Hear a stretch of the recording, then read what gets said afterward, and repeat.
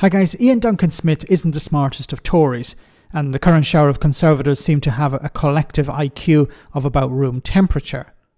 So the former leader of the party appeared on the Sophy Ridge show where he criticised Keir Starmer for meeting with the Chinese president to discuss issues like trade and the environment. Duncan Smith was asked if it's just a pragmatic thing as it could result in cheaper imports for UK consumers, and he said no. I guess you say there that this is a Prime Minister who may be desperate to get growth after the budget. And there'll be some people maybe who would argue that that's okay. That is the pragmatic relationship we need with China to, allow people to buy cheap toys for their children or to buy affordable cars or to protect that trading relationship. Do you have any sympathy with that? No, none whatsoever. Okay. None whatsoever. Okay. So this is from a guy whose political party ran manufacturing in Britain into the ground. This is a guy who campaigned for Brexit to impose economic sanctions upon Britain, and he doesn't want to have a pragmatic agreement with China, a pragmatic deal with China. Wants to cut them off completely. Britain doesn't manufacture a lot of things anymore because of his political party, the Tories. But he doesn't want Keir Starmer to have a good relationship with China, which could, make certain things cheaper for UK consumers. Now, there's a whole issue about manufacturing and about importing stuff. That's for another discussion. But that's not what Iain Duncan Smith is interested in.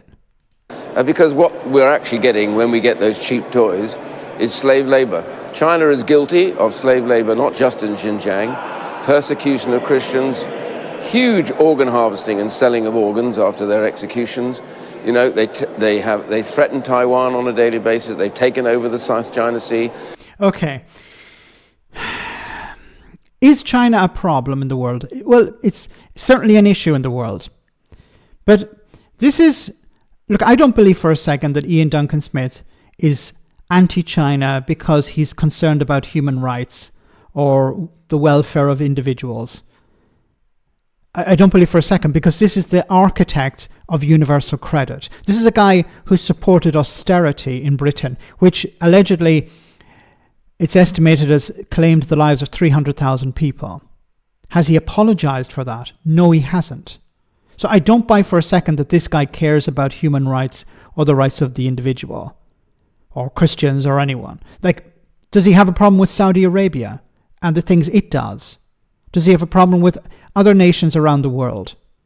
This is a guy who, had no problem with Boris Johnson taking money from the Russians.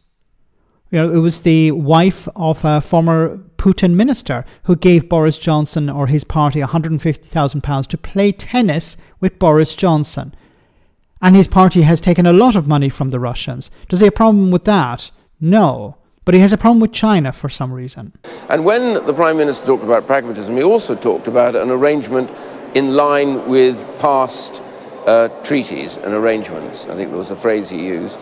Well, doesn't he remember what happened to the Sino-British agreement in Hong Kong? President Xi just trashed it when he didn't think it was working. Didn't say anything to us. You were advocating for trashing the Windsor Framework, the Northern Ireland Protocol and the withdrawal agreement because of Brexit. You were saying we should just walk away. We should ignore our agreement with the European Union because we're not getting the type of Brexit that I campaigned for. And now you're criticising China for allegedly breaking an agreement? Arresting peaceful democracy campaigners, most of all, of course, Jimmy Lai, who was the editor and owner of Apple Daily, a critic of authoritarianism. And I think this is the main bit, that the more you go desperate for trade, you also get desperate for trade at almost any price. We have to have relationships with countries around the world that we disagree with on a whole range of issues. But if we want to have trade with these countries, we have to either approach these other issues in a particular way, or we have to sidestep them altogether. Now, I don't agree with sidestepping them. I think that the UK government should challenge China on its human rights record in the same way that the UK government should challenge Saudi Arabia on its human rights record, or any other country that it wants to do trade with. But for some reason, Iain Duncan Smith has a problem with China that he doesn't have with other countries. Why is that? I can't get my head around it. I don't know why he has a problem just with China, but not, for example, with Saudi Arabia or other countries that the UK has friendly relationships with. But these countries engage in human rights abuses. None of this makes any sense to me. This is a guy who is part of a party that ran British manufacturing into the ground. He hasn't apologized for that. He doesn't think it was a bad idea. But he doesn't want stuff being imported from China, where everything is pretty much made in the world. It's the global factory is China. We produce very little in Europe. We produce very little in the UK. We produce very little in the West. The US is trying to bring some manufacturing back from China to the United States. But there are huge costs involved.